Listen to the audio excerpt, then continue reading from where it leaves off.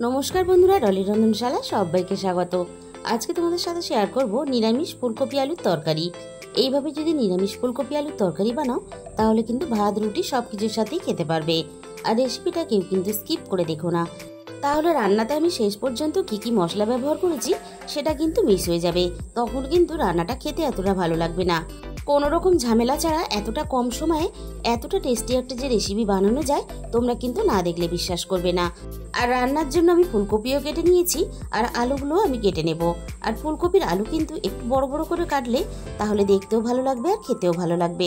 তাহলে চলো রান্নাটা আমি কিভাবে করেছি সেটা দেখে নেওয়া যাক। আমি গ্যাসের মধ্যে কড়াই বসিয়ে দিয়েছি আর প্রথমে কড়াইয়ের মধ্যে পরিমাণ মতো জল দিয়ে দিলাম। জলের মধ্যে আমি এবার দিয়ে দেব 1 চামচের মতো লবণ।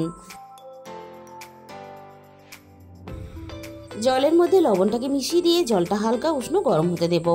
জলটা দেখো হালকা উষ্ণ গরম হয়ে গেছে। এবার আমি কেটে রাখা ফুলকপিগুলোকে জলের মধ্যে দিয়ে দিলাম। যেহেতু ফুলকপির মধ্যে প্রচুর পোকামাকড় বা কীটনাশক ব্যবহার করা হয়, তাই কিন্তু ফুলকপিগুলো আমি সিদ্ধ করব না। লবণ জলের মধ্যে আমি ফুলকপিগুলো নাড়াচাড়া করে হালকা একটু ভাপিয়ে নেব। গ্যাসের ফ্লেমটা একেবারে লোতে রেখে আমি মিনিট 2 মতো ঢাকা দিয়ে দিলাম। ঠিক 2 মিনিট পরে আমি কড়াই থেকে ঢাকাটাকে সরিয়ে নিলাম। খুব বেশি সময় কিন্তু ফুলকপিটা এইভাবে ঢাকা দিয়ে রাখা যাবে না বা জলের মধ্যে ফোটানো যাবে না, তাহলে কিন্তু ফুলকপিটা অনেক বেশি সিদ্ধ হয়ে নরম হয়ে যাবে।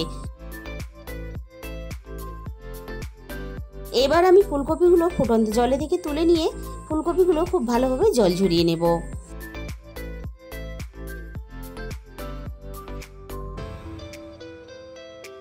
তোমাদের আমি দেখিয়ে দেবো, দেখো ফুলকপিগুলো সিদ্ধ হয়ে কিন্তু একেবারে নরম হয়ে যায়নি। ফুলকপি কিন্তু বেশ শক্ত আছে। এইভাবে কিন্তু ফুলকপিগুলো ভাপিয়ে নিতে হবে রান্নার জন্য। আমি কড়াইটাকে ধুয়ে পরিষ্কার করে আবারও গ্যাসের মধ্যে বসিয়ে দিয়েছি। আর কড়াইয়ের মধ্যে পরিমাণ মতো আমি সর্ষের তেল দিয়ে দিয়েছি। তেলটা খুব ভালোভাবে গরম করে নিয়ে ফোড়নে আমি প্রথমে দিয়ে দিলাম 3টে ছোট এলাচ আর অল্প একটু দারচিনি। আর সাথেই দিয়ে দিলাম আমি এখানে একটা তেজপাতা। আর এখানে ফোড়নে দিয়ে দেব 1/2 চামচ পরিমাণ গোটা জিরে। আর সব শেষে আমি এখানে 1 চামচের মতো ঘি দিয়ে দিলাম। অল্প একটু তেলের মধ্যে যদি ঘি দেওয়া হয় তাহলে রান্নার স্বাদ আর গন্ধ দুটোই কিন্তু খুবই ভালো হয়। এবার আমি ফোড়নটাকে নাড়াচাড়া করে খুব ভালোভাবে মিনিট খানেকের মতো একটু ভেজে নেব। আর আমি কিন্তু এলাচগুলো তেলে দেওয়ার সময় মুখটা ফাটিয়ে দিয়েছিলাম।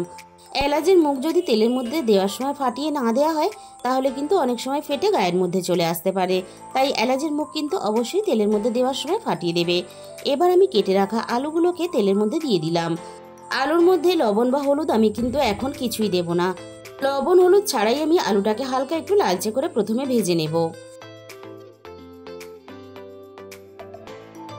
মিনিট 5 মতো তেলের মধ্যে নাড়াচাড়া করে আলুগুলো হালকা লালচে রং ধরা পর্যন্ত আমি ভেজে নিলাম। এবার আমি আলুর সাথে ভাপানো ফুলকপিগুলোকে দিয়ে দেব। এবার আমি আলু ফুলকপি একসাথে নাড়াচাড়া করে খুব ভালোভাবে বেশ লালচে করে ফুলকপিটাও ভেজে নেব আর আলুটাকেও আরো একটু লালচে করে ভেজে নেব। আর রান্নাটা কিন্তু আমি এক পাকে করব। এইভাবে এক পাকে রান্নাটা করলে তাহলে রান্নার সময়টা অনেক কম লাগবে আর তার জন্য কিন্তু রান্নাটাও খুব তাড়াতাড়ি হয়ে যাবে। আলু ফুলকপি দেখো বেশ আমি লালচে করে ভেজে নিয়েছি। আমি কড়াইয়ের মাঝখানটা একটু ফাঁকা করে নিলাম। এবার আমি রান্নার মধ্যে দিয়ে দেব আদা বাটা আর ঝালের জন্য কাঁচা লঙ্কা বাটা। এবার আমি রান্নার মধ্যে দিয়ে দেব স্বাদ মতো লবণ। এবার আমি ফুলকপি আর আলুর সাথে আদা কাঁচা লঙ্কা বাটাটা নাড়াচাড়া করে খুব ভালোভাবে একটু কষিয়ে নেব।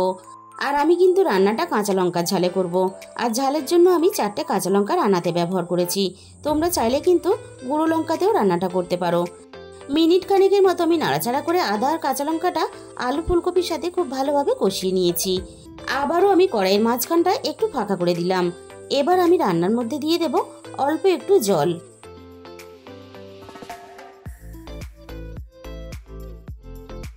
এবার আমি রান্নার মধ্যে একে একে গুঁড়ো মশলাগুলো দিয়ে দেব। প্রথমে আমি দিয়ে দিলাম 1 চামচ পরিমাণ হলুদের গুঁড়ো, আর দিয়ে দেব 1 চামচ পরিমাণ ধনে গুঁড়ো, আর সাথেই আমি দিয়ে দেব 1 চামচ পরিমাণ জিরে গুঁড়ো। আর যেহেতু আমি রান্নাটা কাঁচা লঙ্কার ঝালে করব তাই রান্নাতে একটা সুন্দর কালার আসার জন্য আমি 1/2 চামচ পরিমাণ দিয়ে দিলাম কাশ্মীরি লঙ্কার গুঁড়ো। এবার আমি একটু সময় নিয়ে সমস্ত গুঁড়ো মশলাগুলো আলু আর ফুলকপির সাথে খুব ভালোভাবে একটু কষিয়ে নেব। মিনিট 3-4 মতো সব কিছু একসাথে আমি খুব ভালোভাবে কষিয়ে নিলাম। আর আলু, ফুলকপি আর মশলা যাতে খুব ভালোভাবে আরও একটু পাক হয়ে যায়, তার জন্য আমি এখানে মিনিট 2 মতো ঢাকা দিয়ে দিলাম। মিনিট 2 পরে আমি কড়াই থেকে ঢাকাটাকে সরিয়ে নেব। আমি আবারও সবকিছু একসাথে নাড়াচাড়া করে 3-4 মিনিটের মতো আরও একটু ভালোভাবে কষিয়ে নেব। সবকিছু একসাথে আবারও নাড়াচাড়া করে খুব ভালোভাবে কষিয়ে নেওয়ার জন্য রান্নার মধ্যে একটা সুন্দর কালার চলে এসেছে। এবার আমি এখানে স্বাদ মতো চিনি দিয়ে দিলাম, আর সাথে আমি একটা ছোট সাইজের টমেটো কুচি দিয়ে দেব। এবার আমি চিনিটা নাড়াচাড়া করে রান্নার মধ্যে খুব ভালোভাবে মিশিয়ে দেব, আর তার সাথে টমেটোটাও এইভাবে একটু নাড়াচাড়া করে নরম করে নেব। আর যেহেতু নিরামিষ তরকারি, তাই কিন্তু চিনিটা অবশ্যই রান্নাতে ব্যবহার করবে, তবেই কিন্তু রান্নার স্বাদের ব্যালেন্সটা ঠিক থাকবে। সব কিছু একসাথে নাড়াচাড়া করে খুব ভালোভাবে মিশিয়ে দিয়ে এবার আমি রান্নার মধ্যে প্রয়োজন মতো ঝোলের জন্য জল দিয়ে দিলাম। এবার আমি জলের মধ্যে আলু, ফুলকপি, মশলা সব কিছু একসাথে খুব ভালোভাবে নাড়াচাড়া করে মিশিয়ে দেব। আর ফুলকপি আর আলু যাতে খুব ভালোভাবে সুসিদ্ধ হয়ে যায়, তার জন্য আমি কিছুক্ষণের জন্য ঢাকা দিয়ে দিলাম। মিনিট 10 পরে আমি কড়াই থেকে ঢাকাটাকে সরিয়ে নেব। এবার আমি দেখে নেব আলু আর ফুলকপি খুব ভালোভাবে সিদ্ধ হয়েছে কিনা। তার জন্য আবারও আমি একটু নাড়াচাড়া করে নিলাম। আর আলু কিন্তু দেখেই মনে হচ্ছে খুব ভালোভাবে সিদ্ধ হয়ে গেছে। আর আলু ফুলকপির তরকারির আলু যদি এইভাবে খুব সুন্দর করে সিদ্ধ করে নেওয়া হয়, তাহলে কিন্তু আলু ফুলকপির তরকারির স্বাদটা অনেক বেশি ভালো হয়। আমি রান্নার মধ্যে আরও একটু গরম মশলার গুঁড়ো দিয়ে দিলাম, আর সাথে আমি অল্প একটু ধনেপাতা কুচি দিয়ে দিলাম। বন্ধুরা, রান্নার পদ্ধতিটা সাধারণ হলেও এই রান্নার স্বাদ কিন্তু কোনো অংশে কম হবে না। তোমরা যদি এইভাবে কখনো না বানিয়ে থাকো, তাহলে অবশ্যই বাড়িতে একবার হলেও ট্রাই করে দেখতে পারো। রান্নার স্বাদ কিন্তু হবে একেবারে মুখে লেগে থাকার মতো। তাহলে বন্ধুরা, আজকের এই রেসিপিটা ভালো লাগলে ভিডিওতে একটা লাইক করে দিও, আর নিজেদের বন্ধুদের মধ্যে শেয়ার করে দিও। আর যে সমস্ত নতুন বন্ধুরা এখনও পর্যন্ত আমার চ্যানেলটাকে সাবস্ক্রাইব করোনি, এরকম সহজ আর নতুন রেসিপি পেতে আমার চ্যানেলটাকে সাবস্ক্রাইব করে পাশে থাকা বেল আইকনটা ক্লিক করে অল করে দিও। তাহলে আমি যখনই কোনো নতুন রেসিপি আপলোড করব, সবার আগে তোমার কাছে পৌঁছে যাবে। আজকে তাহলে এই পর্যন্ত।